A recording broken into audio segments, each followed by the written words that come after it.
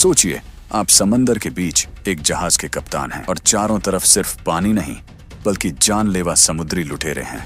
कोई रास्ता नहीं, कोई बचाव नहीं, और सामने खड़ा है मौत से भी खतरनाक इंसान, म्यूज। क्या कैप्टन फिलिप्स इस मौत के जाल से बच पाएंगे? क्यों नेवी को बुलाना पड़ा, सीएल टीम को? और क्या हुआ जब तीनों लुटेरे एक ही पल में गोली से उड़ा दिए गए? ये कोई फिल्मी कहानी नहीं, ये है एक सच्ची घटना। जानने के लिए वीडियो को अंत तक जरूर देखें। कहानी की शुरुआत में सोमालिया बीच को दिखाया जाता है, जहां बहुत सारे समुद्री लुटेरे रहते हैं। तभी वहां कार से कुछ लोग आते हैं जो इन लुटेरे से किसी बड़े जहाज को लूटने के लिए कहते हैं। अगर इन्होंने ऐसा नहीं किया तो इन सभी को मार दिया जाएगा। जिसके बाद सभी लोग दो ग्रुप में बंट जाते हैं, जिनमें से एक ग्रुप के लीडर का नाम म्यूज है।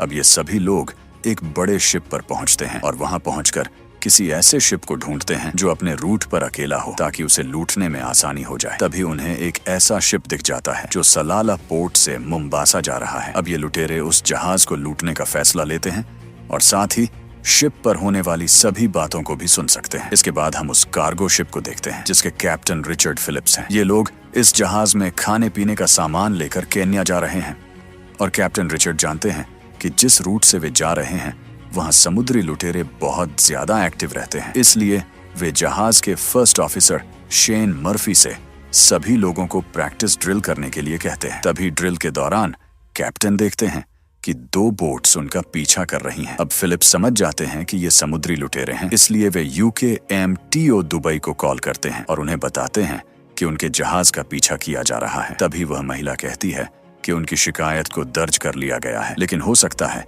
कि ये समुद्री मछुआरे हों। फिलिप्स कहते हैं कि ये मछुआरे नहीं लगते और फोन रख देते हैं। अब कैप्टन फिलिप्स रेडार पर उस बोट को देखते हैं जो उनसे 1 मील की दूरी पर है, इसलिए वे शिप की स्पीड बढ़ाने का ऑर्डर देते हैं और साथ ही फोन उठाकर पुलिस से कांटेक्ट करने की कोशिश करते हैं, लेकिन टेक्निकल खराबी के कारण लाइन कनेक्ट नहीं हो पाती। कैप्टन ये जानते हैं और कहते हैं कि समुद्री लुटेरे उनका पीछा कर रहे हैं और उनके पास काफी मात्रा में हथियार भी हैं, इसलिए उन्हें इमीडिएटली मदद की जरूरत है। इसके बाद वे अपनी ही आवाज बदल कर कहते हैं कि आर्मी का हेलीकॉप्टर 5 मिनट में पहुंच जाएगा। अब लुटेरे जब रेडियो पर यह सुनते हैं कि मदद के लिए वहां आर्मी आ रही है तो वे काफी डर जाते हैं। उनमें से एक बोट वापस लौट जाती है, लेकिन एक बोट अभी भी पीछा कर रही होती है। लेकिन कैप्टन उस बोट को लहरों में उलझा देते हैं, जिसकी वजह से उनकी बोट का इंजन खराब हो जाता है और उन्हें वापस लौटना पड़ता है। अब सभी लोग इस बात से खुश होते हैं कि उन्होंने लुटेरों से पीछा छुड़ा लिया है, लेकिन उन्हें अभी भी डर होता है कि कहीं लुटेरे फिर से वापस ना आ जाएं। इसलिए उनका एक क्रू मेंबर शिप को दूसरे रास्ते से ले जाने के लिए कहता है ताकि वे सुरक्षित अपनी मंजिल तक पहुंच सकें। तभी कैप्टन फिलिप्स कहते हैं कि जिस रास्ते से हम जा रहे हैं उस रास्ते पर लुटेरे के ग्रुप्स अलग अलग काम करते हैं और उन्हें हर 300 मील पर उनका सामना करना पड़ सकता है। इसीलिए बेहतर यही होगा कि जिस रास्ते से वे आए थे उसी से आगे बढ़ें। अब अगली सुबह जहाज मुम्बासा की तरफ आगे बढ़ता है। तभी कैप्टन देखते हैं कि लुटेरे वापस आ गए हैं और वे उनका पीछा करते हुए तेजी से आगे बढ़ रहे हैं। अब कैप्टन एक बार फिर से मरीन पुलिस से संपर्क करने की कोशिश करते हैं और इस बार उनका संपर्क पुलिस से हो जाता है। इसके बाद कैप्टन उन्हें बताते हैं कि लुटेरों ने उन पर हमला कर दिया है और उन्हें जल्दी ही मदद की जरूरत है। अब उन्हें बताया जाता है कि जल्दी ही मदद पहुंच जाएगी। अब जो लुटेरे होते हैं वो कैप्टन से शिप को रोकने के लिए कहते हैं और जब कैप्टन उनकी बात नहीं मानते तो वे उन पर गोलियां चला देते हैं। जिसके बाद कैप्टन पानी के प्रेशर पंप्स को चालू करवा देते हैं ताकि पानी के प्रेशर से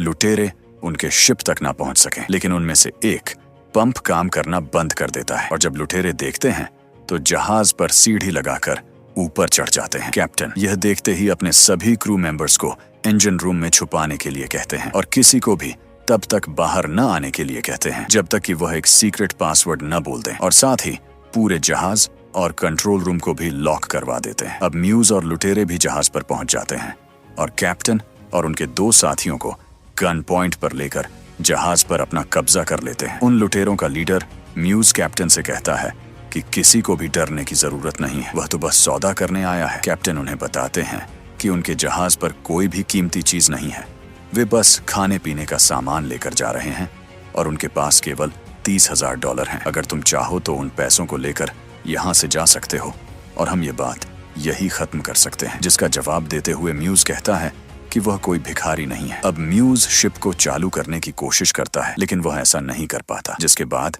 वह सभी ग्रुप मेंबर्स को कंट्रोल रूम में आने के लिए कहता है और अनाउंस करता है कि अगर उन्होंने उसकी बात नहीं मानी तो शिप पर मौजूद सभी लोगों को मार देगा। लेकिन कैप्टन फिलिप्स ने अभी तक वह पासवर्ड नहीं बोला होता है, इसलिए कोई भी बाहर नहीं आता है। म्यूज कहता है कि उसे शिप की तलाशी लेनी है ताकि वे छुपे हुए लोगों को ढूंढ सके। कैप्टन कहते हैं कि ठीक है, नीचे जाते वक्त हमें इमरजेंसी लाइट का ध्यान रखना होगा, अगर वह बंद हो गई तो हमें कुछ भी दिखाई नहीं देगा। और ये बात कहते समय कैप्टन अपने वॉकी टॉकी का बटन ऑन कर देते हैं ताकि सभी छुपे हुए लोग उनकी बातें सुन सकें। और वे समझ जाते हैं कि कैप्टन हमें लाइट बंद करने का इशारा कर रहे हैं, जिसके बाद उनमें से एक आदमी लाइट बंद करने के लिए चला जाता है और दूसरा आदमी पानी लेने के लिए। वहीं दूसरी तरफ म्यूज कैप्टन फिलिप्स को लेकर जहाज की तलाशी लेने नीचे जाता है। कैप्टन उसे बातों में उलझाने की कोशिश करते हैं ताकि वह उन लोगों तक न पहुंच पाए, लेकिन तभी म्यूज की नजर वहां लगे एक मैप पर जाती है और वह समझ जाता है कि लोग जहाज के इंजन रूम में छुपे हो सकते हैं। इसलिए वह कैप्टन से उसे इंजन रूम की तरफ ले चलने के लिए कहता है। कैप्टन फिलिप्स कहते हैं कि वहां बहुत गर्मी होगी और वहां लाइट्स भी नहीं है, इसलिए उन्हें पीने के लिए थोड़ा पानी ले लेना चाहिए, जिसके बाद वे इंजन रूम में चलेंगे। वहीं दूसरी तरफ एक क्रू मेंबर भी वहां पानी लेने आया था। उन लुटेरे को देखकर वह छुप जाता है, लेकिन कैप्टन उसे देख लेते हैं और जब म्यूज और उसका आदमी तलाशी ले रहे होते हैं तो कैप्टन कहते हैं कि तुम्हें नंगे पैर चोट लग सकती है, जिसके बाद वे पानी लेकर वहां से निकल जाते हैं। अब जो आदमी वहां छुपा हुआ था वह कैप्टन के इशारे को समझ जाता है और वह इंजन रूम में छुपे हुए अपने साथियों को बता देता है कि इन लोगों ने पैरों में कुछ भी नहीं पहना है, इसीलिए उन्हें दरवाजे पर कांच बिखेर देना चाहिए ताकि जैसे ही वे अंदर आएं तो उनके पैर जख्मी हो जाएं। अब जैसे ही वे इंजन रूम में एंटर करते हैं तो म्यूज के साथी का पैर कांच के टुकड़ों से जख्मी हो जाता है और वह दर्द से चिल्लाने लगता है। अब म्यूज इंजन रूम में छुपे हुए लोगों को ढूंढने लगता है, लेकिन तभी अचानक से वहां लाइट चली जाती है, क्योंकि वह जो दूसरा आदमी बाहर गया था उसने लाइट को बंद कर दिया होता है। अब वहां पूरे रूम में अंधेरा हो जाता है, इसलिए वहां छुपे हुए लोगों को ढूंढना बहुत मुश्किल हो जाता है। जब कैप्टन म्यूज को वहां से चलने के लिए कहते हैं तो म्यूज उन पर भड़क जाता है और अपने घायल साथी से कैप्टन को ऊपर ले जाने के लिए कहता है। म्यूज कहता है कि वह छुपे हुए लोगों को ढूंढकर ही ऊपर आएगा। इसके बाद कैप्टन वापस से कंट्रोल रूम में पहुंच जाते हैं और म्यूज वहीं रुककर लोगों को ढूंढने लगता है। अब म्यूज को अकेला देखकर वहां छुपे हुए लोग उसे पकड़ लेते हैं और कंट्रोल रूम में इन्फॉर्म करते हैं कि तुम्हारा कैप्टन म्यूज हमारे कब्जे में है, इसलिए तुम हमारे सभी लोगों को छोड़ दो। जिसके बाद कैप्टन म्यूज से बात करते हैं और उसे कहते हैं कि हम तुम्हें $30,000 और एक लाइफ बोट देंगे, जिसे लेकर तुम यहाँ से जा सकते हो और इस बात को यही खत्म कर सकते हो। म्यूज के पास अब दूसरा कोई ऑप्शन नहीं होता है, इसलिए वह इस डील को मान लेता है। इसके बाद कैप्टन $30,000 को एक थैली में डालकर उसके एक साथी को दे देते हैं और उसके दूसरे साथी को लाइफ बोट ऑपरेट करना भी सिखाते हैं। जिसके बाद म्यूज को ऊपर लाया जाता है और उसके साथियों के हवाले कर दिया जाता है, लेकिन तभी म्यूज अपने एक साथी को इशारा करता है जो कैप्टन पर पीछे से हमला कर देता है और उन्हें किडनैप करके लाइफ बोट को सह। अब शिप पर मौजूद सभी क्रू मेंबर्स ये देखते हैं तो वे उस लाइफ बोट का पीछा करने लगते हैं और साथ ही नेवी को भी इस घटना की जानकारी देते हैं। उन्हें पता चल जाता है कि ये लुटेरे कैप्टन को लेकर सोमालिया की तरफ जा रहे हैं।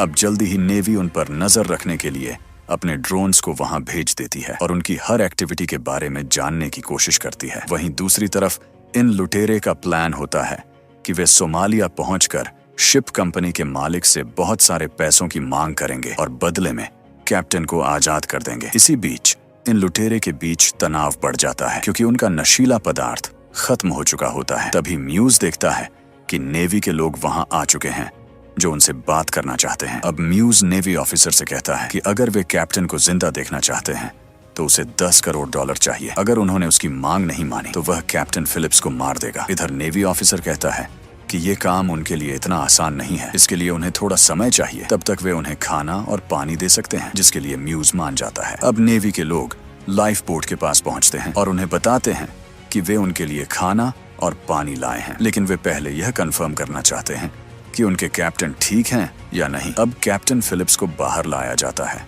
जो बताते हैं कि वे ठीक हैं और साथ ही वे कहते हैं कि उनकी फैमिली को उनके बारे में हर एक बात पता होनी चाहिए। उन्हें यह भी पता होना चाहिए कि वे सीट नंबर 15 पर बैठे हैं। नेवी ऑफिसर समझ जाते हैं कि कैप्टन फिलिप्स उन्हें क्लू दे रहे हैं कि वे सीट नंबर 15 पर हैं। म्यूज कहता है कि उसे जल्द से जल्द $10 मिलियन चाहिए और वह कैप्टन को अंदर भेज देता है। तभी अंदर से गोली चलने की आवाज आती है जो म्यूज के एक साथी ने चलाई होती है ताकि नेवी की बोट्स वहां से चली जाए। तभी नेवी उनसे एक बार फिर से कांटेक्ट करती है और कहती है कि इस मसले को वे शांति से सुलझाना चाहते हैं, इसलिए कैप्टन को कुछ भी नहीं होना चाहिए। अब म्यूज देखता है कि नेवी के शिप्स ने उन्हें चारों तरफ से घेर लिया है। अभी कैप्टन फिलिप्स म्यूज से कहते हैं कि अब सब खत्म हो चुका है, तो म्यूज को नेवी के सामने सरेंडर कर देना चाहिए क्योंकि उसके बाकी साथी तो उसे अकेला छोड़कर भाग चुके हैं और तुम यूएस नेवी से नहीं जीत सकते। लेकिन म्यूज कहता है कि अब वह बहुत दूर आ चुका है, इसलिए वह सरेंडर नहीं कर सकता। अब जब रात हो जाती है